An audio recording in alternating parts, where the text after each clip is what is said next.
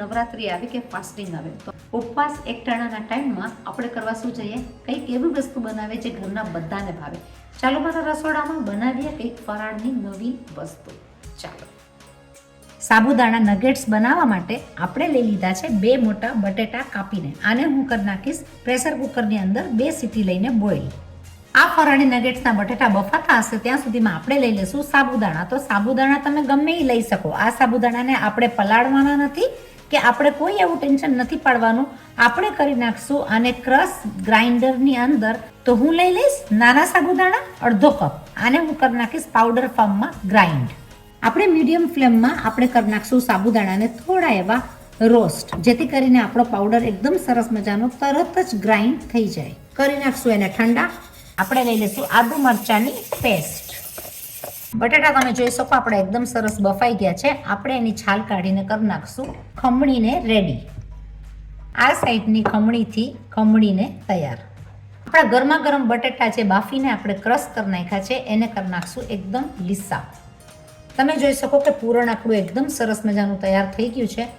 આ ફરાળી નગેટ્સ ખાવાની મજા જોર આવે છે અને ઘરના બધા જ શું કહેશે, અમે પણ કાલથી ફરાળ રાખશું. તો છે ને સરસ મજાની સહેલામાં સહેલી રેસીપી કે જ્યારે ફરાળ હોય ત્યારે તમે ફરાળી નગેટ્સ બનાવો અને ઘરના બધા જ તૈયાર થઈ જશે ઉપવાસ રહેવા માટે. જો આટલી સહેલી રીતથી ફરાળની રેસીપી બની જતી હોય તો આ રેસીપી બધા જ જરૂર ફોલો કરશે. આપણે લઈ લઈશું એની સાથે 2 ટેબલ સ્પૂન સિંગદાણાનો આખો પાખો ભૂકો. આખા પાખા સાબુદાણા ગ્રાઇન્ડ થયેલા હોવાથી તળાતાની સાથે એમાં એકદમ સરસ મજાના સાબુદાણાનો ફ્લેવર પણ આવશે. ત્યાંથી હું લઈ લઈશ 4 ટેબલ સ્પૂન જેટલા સાબુદાણા. તમને વધારે સાબુદાણાનો ભાગ ભાવતો હોય તો તમે વધારે પણ લઈ શકો.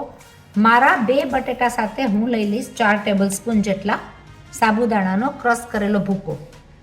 આપણા મસાલામાંથી આપણે કરી નાખશું મસ્ત મજાનો મસાલો.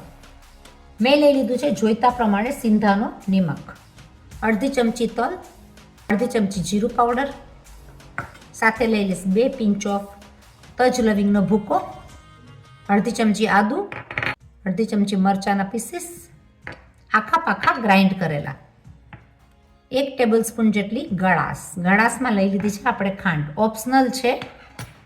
ગળાશ છે તો ભાઈ લીંબુ તો જાશે. તો ગળાશ, ખટાશ, તીખાશ અને સાબુદાણાના તરત ને તરત ગ્રાઇન્ડ કરેલા ક્રશ સાથે આ નગેટ્સ બનશે એકદમ સ્વાદિષ્ટ. મસાલેદાર બનાવવા માટે નાખી દઈશું ધાણા. આટલો સ્વાદિષ્ટ મસાલો આપણે કરી નાખશું બધી વસ્તુને મિક્સ. આપણો તૈયાર કરેલો આ મસાલો એકદમ જ સરસ તૈયાર થયો છે કે ડો આપણું જોઈએ એ પ્રમાણે તૈયાર થઈ ગયું છે. આપણે ઢાંકીને રાખશું 5 મિનિટ માટે. આપણો ડો જ્યાં સુધી રેસ્ટ કરે છે ત્યાં સુધી આપણે બનાવી નાખશું ફરાળી ચટણી. તો મેં લઈ લીધી છે દાંડા સાથે કોથમીર, અડધો કટકો આદુ, 2 તીખા મરચાં, જોઈતા પ્રમાણમાં સિંધાનો નિમક, ખાસની બેલેન્સમાં અડધી ચમચી ખાંડ. ઘાટી કરવા માટે લઈ લઈશ 1 ચમચી સિંગદાણાનો ભૂકો. તમે આની બદલીમાં કોપરું પણ લઈ શકો. ફરાળની ચટણીમાં કોપરું કા સિંગદાણાનો ભૂકો જ વધારે જતો હોય છે. તીખાસ અને ગળાશના બેલેન્સમાં લઈ લઈશું લીંબુનો રસ. નાખી દઈશું 1 ટેબલ સ્પૂન જેટલું પાણી. કરી નાખશું એને ગ્રાઇન્ડ. આપણી ફરાળી ચટણી એકદમ જ સરસ મજાની તૈયાર થઈ ગઈ છે. ગરમ કરેલા પેનમાં આપણે નાખી દઈશું તેલ. જરાક એવો તેલનો હાથ લઈ અને આપણે એને કરી નાખશું લાંબો રોલ. આ લાંબા રોલના નાના નાના કરી નાખશું પીસીસ.